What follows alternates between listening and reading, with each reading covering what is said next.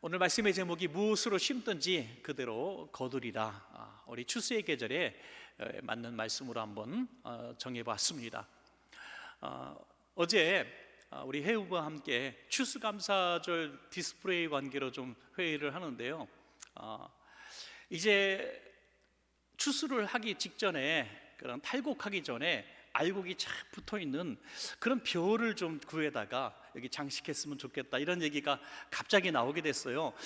그래서 제가 또 농사 짓는 사람 우리 교인들은 없을 것 같고, 또 여러 군데 좀 지방에 계신 목사님들께 전화를 했습니다. 당연히 있을 줄 알았는데요, 추수가 다 끝났습니다. 벌써 먼저 중부지방에 전화를 했더니 저희는 다 끝났으니까 저 밑에 지방 혹시 모르겠습니다. 그래서 밑에 지방 저땅 끝에 있는 목사님한테 전화했더니 저희도 벌써 끝났습니다 그래요. 예년보다 한 열흘 빨리 추수가 되었다고 합니다.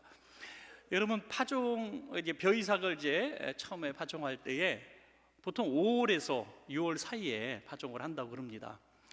그런데 그때 파종할 때만 해도 이게 언제 추수하게 될까, 아마 농부들은 그런 근심을 하고, 이게 뭐 병충해라든지 여름에 홍수, 장마 뭐 이런 것들을 잘 견뎌내야 될 텐데, 비가 좀 적당히 내려서 가뭄이 없어야 될 텐데, 온갖 염려를 하면서 아마 파종을 했을 거예요. 그런데 벌써 추수가 끝났다고 하는 얘기를 들으니, 정말 결국 심으면 나는구나, 심으면 결국 추수하게 되는구나. 그때 언제 이게 날까, 병충해 때문에 죽지 않을까, 가뭄과 홍수에 견딜까, 온갖 염려하면서 심지 않았더라면 추수기의 기쁨은 없었을 겁니다. 근데 심은 대로 나는 것이죠. 옛말에 그래서 콩 심으면 콩이 나고 팥 심으면 팥이 난다, 줄임말로 콩콩 팥팥 그러잖아요. 콩콩 팥팥. 추수의 법칙이고 원리 아니겠습니까? 심은 대로 나는 것입니다. 그래서 이 추수의 법칙을 우리가 좀 거역하고자 하는 그런 못된 심리가 있죠. 욕심꾸러기들이 있습니다. 안 심지 않고 나기를 바라고요, 또 콩 심고 팥이 나기를 바라는 사람들이 있다는 것입니다. 그러나 그럴 일은 절대로 없습니다. 이 육신의 추수의 원리도 마찬가지고요, 우리 영적인 추수의 원리도 마찬가지라는 것입니다. 영적인 삶에도 분명히 심은 대로 나는 것이 하나님의 법칙이라는 것이죠. 갈라디아서 6장 7절 말씀입니다. 스스로 속이지 말라. 하나님은 업신여김을 받지 아니하시나니 사람이 무엇으로 심든지 그대로 거두리라 그랬습니다. 여기 하나님은 업신여김을 받지 않는다. 이 추수의 법칙도 그러건데 영적인 법칙은 더더욱 그렇다는 것입니다. 난 교회 열심히 다녔습니다. 나 그래도 기독교인입니다. 나 그래도 정말 나쁜 짓 하지 않았습니다. 이렇게 얘기해도 소용이 없다는 것입니다. 하나님은 업신여김을 받지 않는다. 다시 말해서 하나님은 속지 않으신다는 거죠. 하나님은 속지 않으십니다. 심지 않고 심은 것처럼 이야기해도 하나님은 속지 않으시는 것입니다. 우리는 세상에서는 사람들을 조금 속일 수도 있습니다. 가지 않았으면서도 갔다고 얘기하기도 하고요, 미안하니까 그렇게 얘기도 합니다. 뭐 베풀지 않았으면서도 베푼 것처럼 그렇게 거짓으로 위장할 수도 있습니다. 그런데 하나님은 속일 수가 없다는 것입니다. 우리 마지막 날에 하나님 앞에 섰을 때에 세상 사람들을 속였듯이, 또 내 교인들을 좀 속였듯이 하나님을 속일 수 없다는 것입니다. 내 열매 좀 보자, 내 열매 좀 보자. 열매를 보고 판단하신다는 것입니다. 예수님 당시에도 그렇게 예수님을 속이려고 했던 사람들이 있었습니다. 그 대표적인 인물들이 늘 등장하는 바리새인들, 서기관들, 사두개인들, 또 제사장들이었습니다. 그들은 누구보다 많이 영적으로 하나님 앞에 심었다고 스스로 자부했고 그렇게 자랑했습니다. 두 손 들고 길거리에서 난 이렇게 선행을 행했습니다, 난 이렇게 주일을 성수했습니다, 요즘 말로 그렇게 얘기하는 거예요. 그런데 주님은 속지 않으셨습니다. 마태복음 7장 21절에 그들의 위선을 아주 지적하는 말씀을 하십니다. 나더러 주여 주여 하는 자마다 다 천국에 들어갈 것이 아니요 다만 하늘에 계신 내 아버지의 뜻대로 행하는 자라야 들어가리라. 아멘. 여기에 행하는 자라야. 행하는 자가 뭡니까? 바로 심은 자를 말하고 있습니다. 심은 자, 심었기 때문에 추수로 열매로 증명되지 못하는 사람은 천국에 들어갈 수가 없다, 이 말입니다. 사랑하는 여러분, 세상의 농사는 한 해 실패할 수도 있습니다. 또 이런 작물 실패해서 다음에 또 다른 작물을 해서 성공할 기회도 주어집니다. 조금 전에 말씀드렸듯이 아주 오랜 시간 농사를 진 것 같아도 6월 정도에 파종을 해가서 벌써 10월 말에 벌써 추수를 하지 않습니까? 그래서 또 기회는 여러 번 주어질 수 있습니다. 여름 이 벼농사가 잘 안 되면 또 뭐 비닐하우스라든지 다른 작물도 할 수 있습니다. 그러나 인생의 영적 농사는 단 한 번의 기회밖에 없다. 단 한 번 주님 앞에 서는 그 마지막 추수의 날, 그날은 다시 얻을 수도 없고 돌이킬 수도 없습니다. 그래서 모든 우리 원천교회 성도님들은 이 영적 추수에 모두 수확을 하는, 풍성한 수확을 하는 성공자들 되시기를 간절히 축복합니다. 여러분, 그러기 위해서는 어떻게 될까 하는 것이죠. 첫째로 우리는 절대로 육체를 위하여 심지 말아야 합니다. 육체의 것을 심으면 우리는 그 썩어질 것을 거둘 수밖에 없다. 하나님 앞에서 절대로 좋은 열매를 가져올 수 없다는 것입니다. 그런데 세상 사람들은 열심히 육체의 것들을 심습니다. 그것이 인생의 전부기 때문이죠. 영적 추수기는 그들에게 없습니다. 세상이 뭐 죽으면 끝이지, 죽으면 끝이지 그러면서 죽는 그 순간에 자기의 육적인 썩어질 것들을 끌어안고 물질, 명예, 권세, 이런 자랑거리들을 꼭 끌어안고 죽는 것이죠. 그렇게 죽어서 하나님 앞에 딱 섰는데 썩어질 것들밖에 남기지 못한 인생이 되어서 하나님 앞에 멸망 선고를 받을 수밖에 없다는 것이죠. 갈라디아서 6장 8절입니다. 자기의 육체를 위하여 심는 자는 육체로부터 썩어질 것을 거두고, 그랬습니다. 자기의 육신을만을 위해서 살아가는 사람들, 잘 먹고 잘 살고 성공하고 다른 사람은 다 짓밟고 살아가는 사람들, 영적인 추수의 길을 전혀 생각하지 않고 살아가는 보통 사람들, 그런 사람들의 끝은 바로 썩어질 것을 거두는 이런 삶이라는 거죠. 그러면 자기 육신을 위해서 심는 사람은 구체적으로 무엇을 심었을까 하는 것을 갈라디아서 5장 19절에서 21절에 너무나 잘 말씀하고 있습니다. 한번 제가 읽어드릴게요. 한번 들어보시기 바랍니다. 육체의 일은 분명하니, 육체의 일이 뭡니까? 바로 육체를 위하여 심는 것들은 분명하다 하는 거죠. 육체를 위해서 심는 일들이 뭡니까? 음행, 더러운 것, 호색, 우상 숭배, 주술, 원수 맺는 것, 분쟁, 시기, 분냄, 당 짓는 것, 분열, 이단, 투기, 술 취함, 방탕함, 그와 같은 것들이다. 그래서 결과가 뭡니까? 이런 일을 하는 자들은 하나님의 나라를 유업으로 받지 못할 것이요, 그랬습니다. 이것이 하나하나에 다 파종하는 씨앗이 된다는 거죠. 이것들을 심으면 하나님 나라를 유업으로 받지 못한다, 구원받지 못한다는 거죠. 육체를 위하여 심는 것들은 바로 이런 부정적인 죄악들입니다. 멸망으로 가는 길이죠. 그러면 우리는 어떻게 이 육체의 씨앗을 심지 않을 수 있을까요? 우리는 이 땅에 살아가면서 육체의 본능에 이끌려 살아갈 수밖에 없지 않습니까? 안 먹으면 배고프고, 더우면 옷을 벗게 되고, 추우면 옷을 껴입게 되고, 힘들면 쉬어야 되고, 우리 모두 육체에 이끌려서, 본능에 이끌려서 살아갈 수밖에 없습니다. 그래서 조금 추웠다 더웠다 하는 나라들이 보통 잘 산다 그러지 않습니까? 날씨가 너무너무 좋은 나라, 자원도 풍성한 나라는 다 잘 살 것 같은데 너무 신기하죠. 여행 가보면 여기 석유 매장량이 이렇게 많고 날씨도 좋고 동네마다 과일나무 다 있는데 정말 가난하게 사는 것을 보면서 너무 신기하지 않습니까? 여러분, 오히려 육체에 부족한 것들이 자꾸 주어질 때 그것을 더 열심히 채우려고 하다 보니까 나름대로 잘 사는 나라가 되는지도 모르겠습니다. 그런데 영적인 부분은 그렇지 않다는 거죠. 자기의 육신만을 자꾸 위해서 평생 매진하고 살아가는 사람들은 바로 선한 것들을 맺을 수가 없기 때문이죠. 어떻게 됩니까? 육체와 싸워야 되겠죠. 내 육신을 십자가에 못 박는 작업이 필요하다는 것입니다. 갈라디아서 5장 24절입니다. 그리스도 예수의 사람들은 육체와 함께 그 정욕과 탐심을 십자가에 못 박았느니라. 그래서 정욕과 탐심, 바로 이 악한 것들, 육체의 것들을 십자가에 못 박아 버렸다는 거죠. 자꾸 육신의 탐욕이 우리 안에 막 끌어오릅니다. 그러면 하나님, 이 육체의 탐욕대로 살면 저는 망합니다. 욕심대로 살면 사망이 찾아옵니다. 근데 육신의 이 욕심을 내가 예수님 십자가에 못 박아 버리겠습니다. 아이고, 못 박아 버리는 막 분노가 일어나요. 저 사람 내가 오늘 그냥 어떻게 해봐야 되겠다.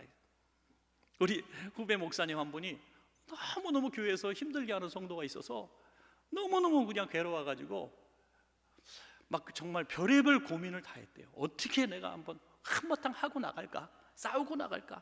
그런데 신문에 이런 신문이 날까봐 두려웠답니다. 다음날 신문에, 동네 신문에 아무개 목사 담임 목사실에서 장로 패죽이다, 뭐 이런 게 신문에 날까봐. 여러분, 그렇습니다. 목사도요 인간입니다. 혈기가 나고요, 미움도 있고요, 억울하면 화도 납니다. 너무너무 분할 일이 많이 있죠. 우리 인생은요 다 그렇습니다. 날개 달린 천사로 살아가는 사람들 그렇게 많지 않습니다. 우리가 분노, 미움 이런 거 일어날 때에도 보복하려고 하지 말고, 하나님 몰라서 그러지 않습니까? 내가 죽겠습니다. 내가 죽겠습니다. 여러분, 죽은 사람 앞에서는 별 욕을 다 해도 되잖아요, 그죠? 권세 있는 사람들, 대단한 권력 있는 사람들이 죽어서 무덤에 갔습니다. 무덤에 들어가 있는 사람한테 가서 별 욕을 하고 와도 괜찮습니다. 아무도 뭐라 그러지 않아요. 그 사람 열받아서 나오지도 않아요. 여러분, 그렇습니다. 죽으면 그렇다는 거죠. 우리의 정과 욕심, 우리 자아를 예수님의 십자가 못 박아 죽이면 우리는 죄의 씨앗을 심지 않을 수가 있다는 거죠. 자, 그러면 죽는다는 게 아주 죽으라는 겁니까? 그렇지 않습니다. 잘 살라는 거죠. 갈라디아서 2장 20절에 내가 그리스도와 함께 십자가에 못 박혔나니 그런즉 이제는 내가 사는 것이 아니요 오직 내 안에 그리스도께서 사시는 것이라 그랬습니다. 내가 십자가에 못 박아 나를 죽였다고 하는 것은 정과 욕심이 죽은 것이고요, 내가 그리스도와 함께 다시 살아난다는 것입니다. 그러므로 심겨지는 이 종이 달라지는 것이죠. 어떤 성도님이 이런 고민을 가지고 있습니다.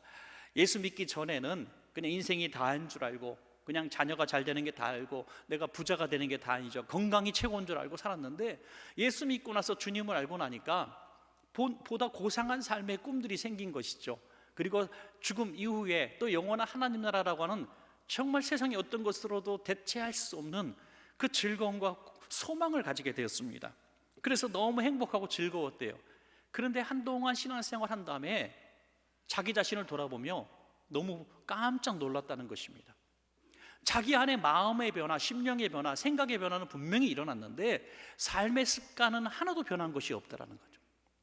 여전히 싸움쟁이고, 여전히 물질 욕심이 강하고, 여전히 베풀지 못하는 자기 자신을 발견하게 된 거, 깜짝 놀랐다는 겁니다. 그래서 내가 마음만 천국 가고 육신은 지옥 가겠구나. 마음만 천국 가고. 여러분, 그래서 이 사도 바울은 우리 마음과 우리 삶을 영적인 전쟁터라고 그러지 않습니까? 육신을 죽이고 영이 사느냐, 영을 죽이고 육신이 살아가느냐, 결국 육체의 일, 이 성령의 일을 위해서 싸워야 된다는 그런 말씀입니다. 사랑하는 우리 원천교회 모든 성도님들은 오늘 이것을 분명히 분별하셔서 썩어질 것들이 자꾸 내 안에 올라오면 분명히 이것은 심겨져서 자라고 막 무성하게 되어서 결국에는 썩어지고 멸망으로 향하는 그런 것들이라면, 그것이 씨앗이라면 애초부터 주님 이것들을 십자가에 못 박아 죽이겠습니다, 아니 내가 죽겠습니다 하고 아예 심지 마시기 바랍니다. 조금 싹이 나면 잘라버리시기 바랍니다. 그래서 최종적인 수확기에 이 썩어질 것들, 육체의 것들이 더 이상 수확되지 않도록 육체의 일을 다 멸하시는 성도님들 되시기를 축복합니다. 자, 그러면 두 번째는 뭡니까? 이제는 성령을 위하여 심어야 한다. 육체를 위하여 심는 사람과 성령을 위하여 심는 사람으로 이렇게 얘기했습니다. 육체의 일과 영혼의 일이 아니라 성령을 위하여, 이렇게 말씀하고 있죠. 갈라디아서 6장 8절입니다. 성령을 위하여 심는 자는 성령으로부터 영생을 거두리라. 할렐루야. 육체의 일을 위하여 심는 자는 멸망이죠. 멸망입니다. 썩어질 것을 거두고 멸망을 당하는데, 성령을 위하여 심는 자는 영생을 거둔다. 구원에 이르른다는 그런 말씀입니다. 우리 몸과 마음을 십자가에 못 박아서 과거의 혈기, 분노, 이런 미움, 이런 것들 증오 다 내가 멸하고 사람이 변화됐다는 소리 들으면 참 좋은 일입니다. 야, 저 사람 말이야, 동네에서 주말만 되면 막 술 먹고 동네에 막 옷 벗고 막 자던 그 사람 아니야? 근데 주일날 반듯하게 옷도 깨끗하게 입고 성경 책 끼고, 야, 교회 가네? 저 사람 동네에서 맨날 아내를 때리고 막 아이들을 구박하고 해서 막 울면서 애들이 길거리 나왔던 그 사람 아니야? 그 사람이 이렇게 따뜻한 아빠가 됐지? 이런 놀라운 변화, 삶의 변화, 이런 것들은 세상을 놀라게 하는 것입니다. 대단한 놀라는 것이죠. 그러나 조금 더 우리는 변화되어야 한다는 것이죠. 변화된 행실, 변화된 삶보다 성령의 사람이 되어야 한다는 것입니다. 하나님이 그 안에 임재하시는 성령의 사람, 하나님의 사람으로 되어야 된다는 것입니다. 이것은 조금 더 극적인 변화를 말씀하고 있습니다. 여러분, 세상 사람도요, 악한 사람이, 교도소 들락거리던 사람이 좋은 선생님 만나고 좋은 아내와 남편 만나고 식구 만나서 교화될 수는 있습니다. 변화될 수 있습니다. 사람 고쳐서 못 쓴다 그러죠? 절대로 그렇지 않습니다. 그런 말은 거짓입니다. 사람 고쳐서 쓸 수 있습니다. 사울 같은 사람이 바울이 됐습니다. 여러분, 분명히 고쳐 쓸 수 있습니다. 예수님 배반했던 베드로가 사도 베드로답게 순교자가 될 수가 있습니다. 얼마든지 변화될 수 있습니다. 고쳐 쓸 수 있습니다. 그러나 그 힘이 어디서 나오는가? 바로 성령님에게서 나온다는 것입니다. 여러분, 성령님이 나를 변화시키는 것을 경험하시기 바랍니다. 여러분, 내가 의지로, 내 노력으로 내가 착한 사람이 되어야 되겠다라는 수준이 아니라 하나님이 내 안에 임재하셔서 하나님의 성품을 주는 것이죠. 하나님의 능력을 주는 것입니다. 이것이 온전한 성령님이 주시는 변화고 성령님이 심어주시는 내 삶의 씨앗들이 되는 것입니다. 여러분, 우리가 참 즐겨 부르는 찬양이 있잖아요. 하나님의 꿈이 나의 비전이 되고 예수님의 성품이 나의 인격이 되고 성령님의 권능이 나의 능력이 되길 바라고 원하고 기도합니다. 거죠. 이거 벌써 성령님이 우리 안에 임재하셔서 내가 그렇게 변화되는 것입니다. 내가 스스로 노력한 것이 아니라 그렇게 변화된 것입니다. 여러분, 착하게 선하게 그냥 혼자 잘 살았다면 마지막 추수할 때에 아무것도 없어요. 그러면 야, 너 뭐 갖고 왔냐? 나 분명히 예수 믿고 착하게 살았. 너는 악한 것도 심지 않았지만 선한 것도 심지 않았구나. 여러분, 이 말이 좀 와닿지 않습니까? 악한 것도 심지 않았지만 선한 것도 심지 않았구나.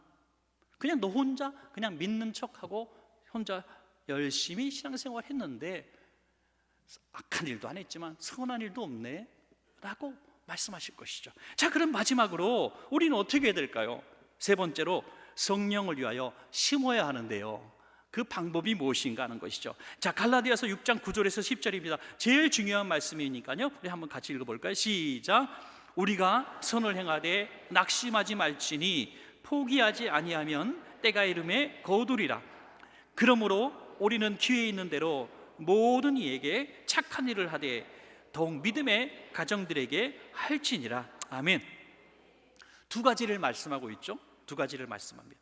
우리가 이제는 악한 일도 하지 않는 것으로 만족하지 말고 이제 성령을 위하여 심는 사람이 되어야 되는데 두 가지를 말씀하고 있어요. 너무나 단순하죠. 우리 외울 수도 있습니다. 우리가 이 두 가지를 잘 심으면, 열심히 심기만 하면 주님 나라 딱 갔을 때에 이 두 가지로 인하여 성령의 풍성한 열매를 주님 앞에 드릴 수가 있다는 겁니다. 얼마나 기대가 되어집니까? 이 두 가지입니다. 자, 첫 번째는 기회 있는 대로 선을 행하십시오. 기회 있는 대로. 여러분, 왜 기회 있는 대로 그럽니까? 때가 있다는 겁니다. 심을 때가 있으면 거둘 때가 분명히 옵니다. 그러므로 선한 일은 바로 추수기에 하나님이 상급으로 우리에게 되돌려 주신다는 것입니다. 육체를 위하여 심는 사람의 증거는요, 바로 이 선행이 없다는 거죠. 자기 자신만을 위하는 사람들은요, 자기 자신을 위해서는 엄청난 사치도 아까워하지 않습니다. 얼마든지 자기 자신을 위해서는, 자기 가족만을 위해서는 상상할 수 없는 부요를 누립니다. 그런데 다른 사람을 위해서는 아주 작은 것도 아까워한다는 거죠. 아까워한다는 거죠.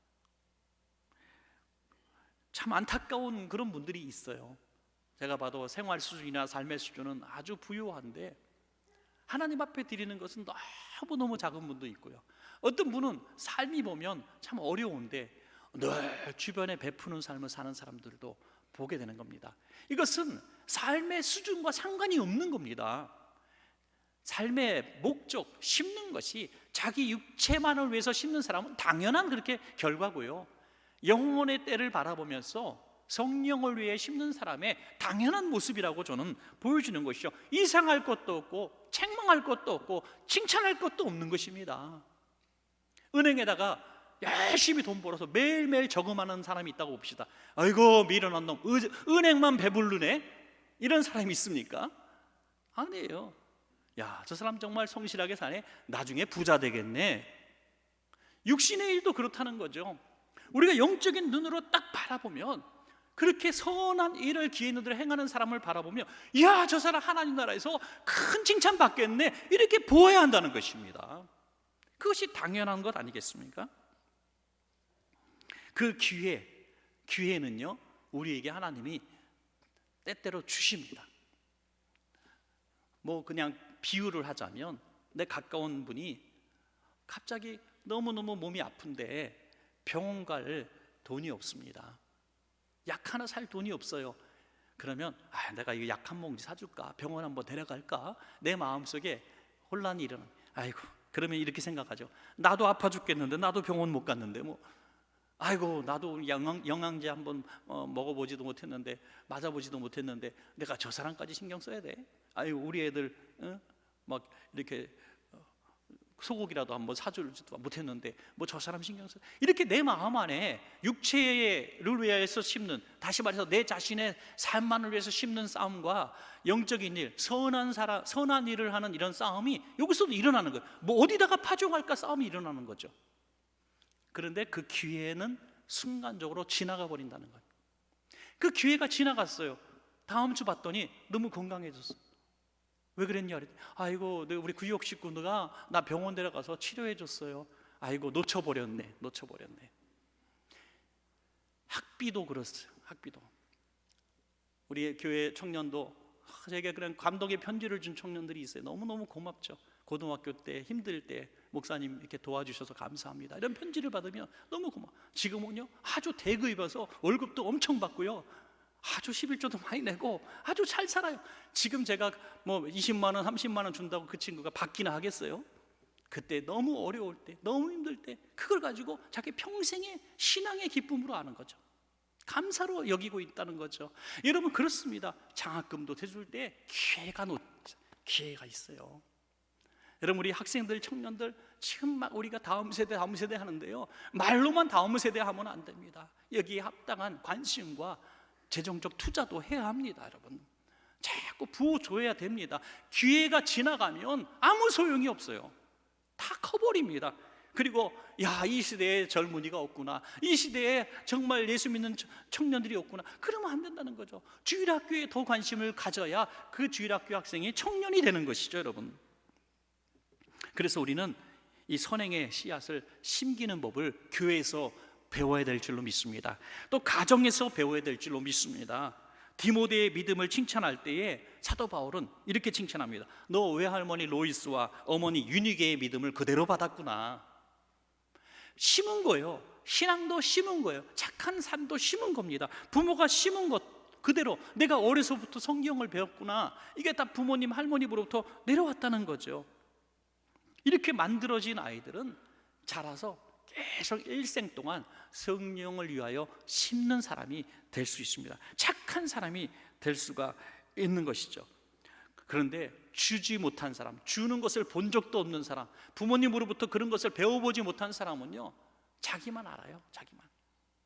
유치원에 처음 갔는데 뭐 뺏기고 왔더니, 뭐 잃어버리고 왔더니 친구가 뺏었다니까 엄마 아빠가 그날 쫓아가고 그놈 나오라고, 유치원에서 이런 것도 관리 못하냐고 큰 소리 쳐요. 그런데 다음 주에 남들 크레파스 새 거 하나 가져왔더니 잘했다고 박수 쳐줘요. 이렇게 잘했다. 다음 너무 좋아, 너무 좋아. 너무 과장된 표현인지 모르겠지만 그렇게 오직 그냥 취하는 거, 육체의 성공만을 가르치니 그 아이가 나중에 커서 뭐가 되겠느냐는 거죠. 우리 성도님들도 줘본 사람이 받을 줄도 하더라고요. 어떤 성도님에게 구역 식구들에게 명절에 처음으로 이제 모처럼 과일 몇 박스를 사가지고 구역 식구들한테 이렇게 배달을 하셨어요. 명절에 전에. 그랬더니 난생 처음 구역 식구한테 이 과일 박스를 받아본 거예요. 이분이 너무너무 감사해야 될 일 아닙니까? 밤새 한숨도 못 자고 다음날 과일 들고 다시 찾아왔어요. 이 과일을 준 저희가 무엇입니까? 당신이 왜 이유 없이 나한테 과일을 줍니까? 난 받을 수가 없습니다. 저는 청렴 결백한 사람입니다. 줘봤어야지 받을 줄 알지. 아니 그러면 사과 받았으면 다음날 배 한 박스 갚으면 되지, 그걸 돌려보냅니까? 네? 이거 받을 줄 모르니까 줄 줄도 모르고 줄 줄도 모르니까 받을 줄도 몰라요. 제가 그 만나교회 김 목사님한테 참 이 영상으로 재밌는 또 은혜로운 한 사례를 들었어요. 그분이 군목 출신이신데 군목 시절에 사병들 이렇게 모아놓고 어떤 이유를 붙였어도 휴가를 보내줍니다. 휴가를 보내주려고 하는데 명목이 없는 거예요. 군목이니까 휴가장들을 이렇게 가지고 있는데 이걸 좀 주고 싶은데 줄 명목이 없어요. 명분이 없어가지고 한번 이런 명분을 가졌습니다. 너희 중에 제일 작은 화폐를 가지고 있는 사람에게 내가 휴가를 주겠다. 그랬더니 막 어떤 사람이 100원짜리를 들고 나와요. 요즘 100원짜리 귀하잖아요. 100원짜리 있네. 그랬더니 10원짜리를 들고 나오는 10원짜리. 야, 10원짜리를, 야, 너 10원짜리를 어떻게 갖고 다니냐? 요즘 애들이 카드만 갖고 다니는 애들이. 그래서 너 당첨 그랬더니 조금 있다가 신병 하나, 이제 막 입대한 아이예요. 막 그냥 얼굴이 푸른 긴장된 신병이 손을 이렇게 꼭 쥐고 와서 이렇게 나면 1원짜리를 갖고 왔대. 1원짜리를. 너무 놀래가지고 세상에 1원짜리가 지금도 있구나 하고 너 당첨하고 휴가를 보냈대요. 휴가를 갔는데 그 사이에 내가 돌아오기도 전에 한 부대원이 이 목사님을 찾아왔어요. 목사님, 이미 친구가 휴가를 갔으니까 제가 말씀을 드릴게요. 그 돈은 원래 그 신병께 아닙니다. 한 고참이 그 1원짜리를 갖고 있었는데 그 신병이 지금 막 입대해갖고 너무너무 집에 가고 싶어 한다는 걸 알고 또 집에 아픈 사람이 있대요. 그래서 너무너무 이제 신병이 이제 입대하자마자 휴가를 갈 수가 없거든요. 너무 집에 가고 싶은 걸 내가 알았기 때문에 조용히 그 고참이 신병 손에 1원짜리를 싹 줘주면서 네가 가 그랬대요. 네가 가. 그 신병은 너무 가고 싶으니까 뿌리치지도 못하고 요거를 이렇게 내고 자기 돈인 것처럼 휴가를 간 거예요. 그래서 이 미담을 들은 목사님이 너무 감사해서 그 돈 준 청년을, 그 군인을, 사병을 불러서 고참을 똑같이 휴가를 다시 보내줬답니다. 예. 제가 모르긴 몰라도 그 고참은 지금 잘 돼 있을 거예요. 예, 잘 살 겁니다. 왜? 심은 대로 거두니까.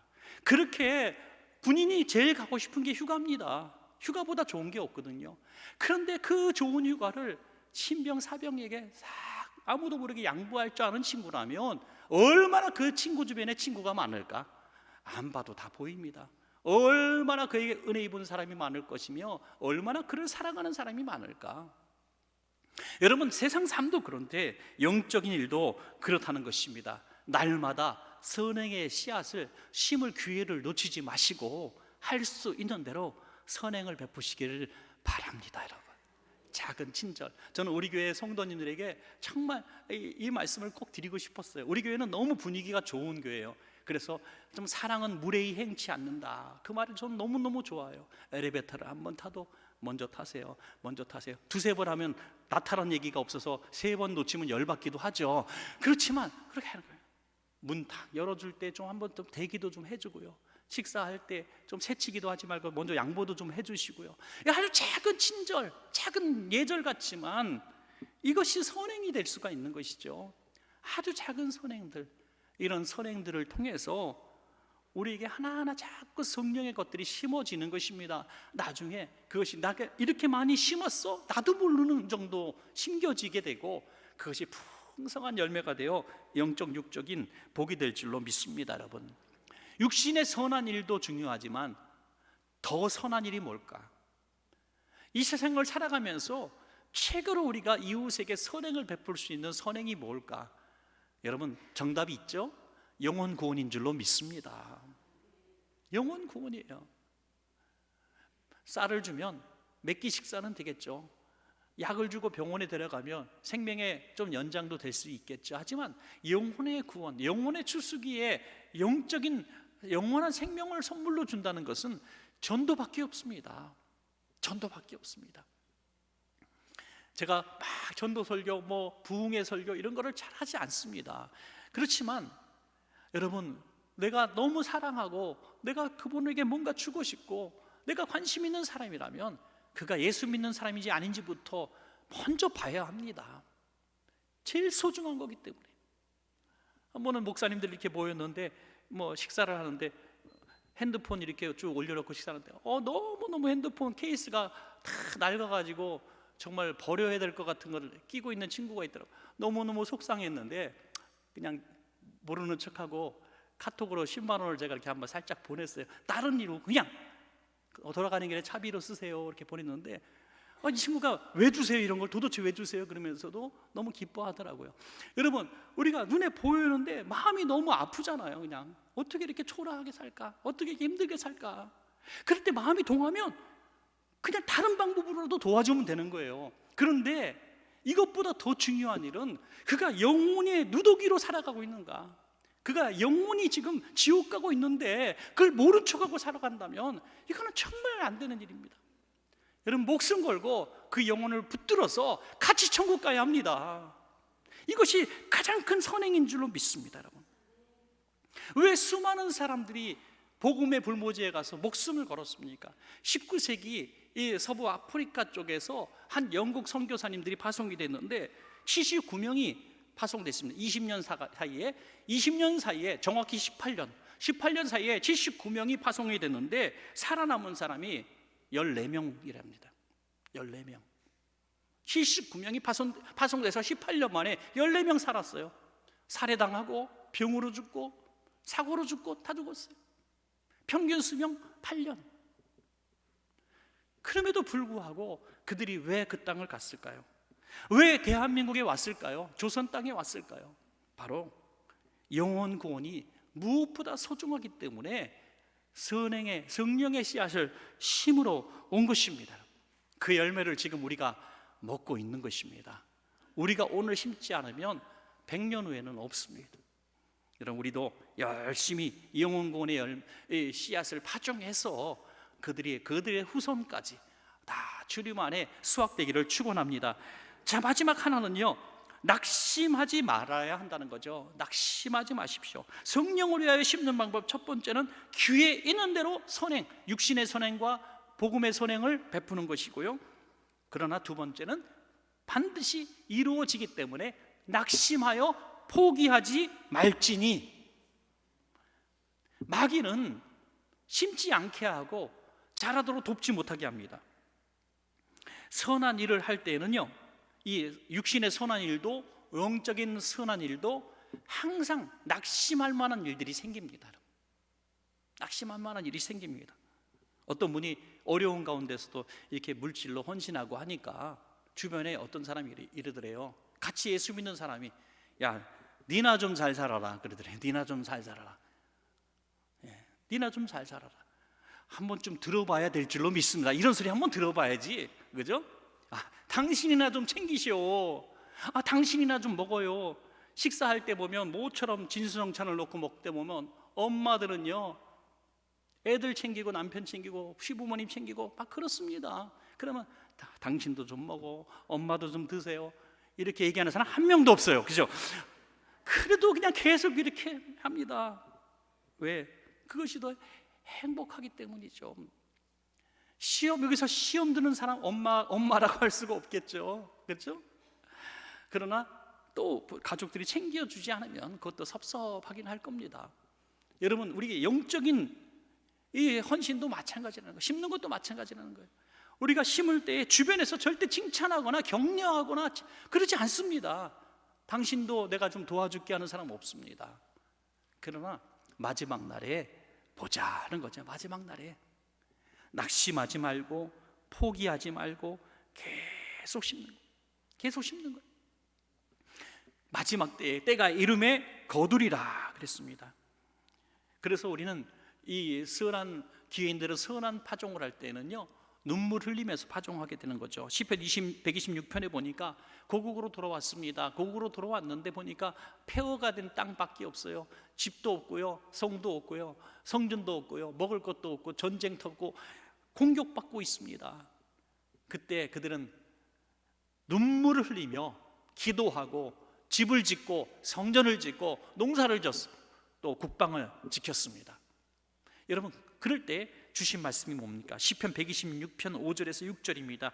눈물을 흘리며 씨를 뿌리는 자는 기쁨으로 거두리로다. 울며 씨를 뿌리러 나가는 자는 반드시 기쁨으로 그 곡식단을 가지고 돌아오리로다 라고 있습니다. 이런 말씀을 뵙겠습니다. 우리 모두 영적인 농부입니다. 우리의 말도 씨앗이고 생각도 씨앗입니다. 그러나 더 중요한 씨앗은 실제로 심는 행위의 씨앗입니다. 행위의 씨앗. 마음으로 선하게 살아야 되겠다, 예수님 믿는 사람답게 살아야 되겠다 하면서 삶은 여전히 육체의 일에 매진하고 있다면 마지막 날에 거둘 것이 없습니다. 우리는 성령을 위하여 기회 있는 대로 선한 것들을 심고, 그리고 낙심하지 말고 포기하지 말고 주님 만날 날까지 계속 성공적인 농부로 사셔서 주님께서 그 수확기에 또 현세에 하나님이 큰 복을 주시기를 주의 이름으로 축원합니다.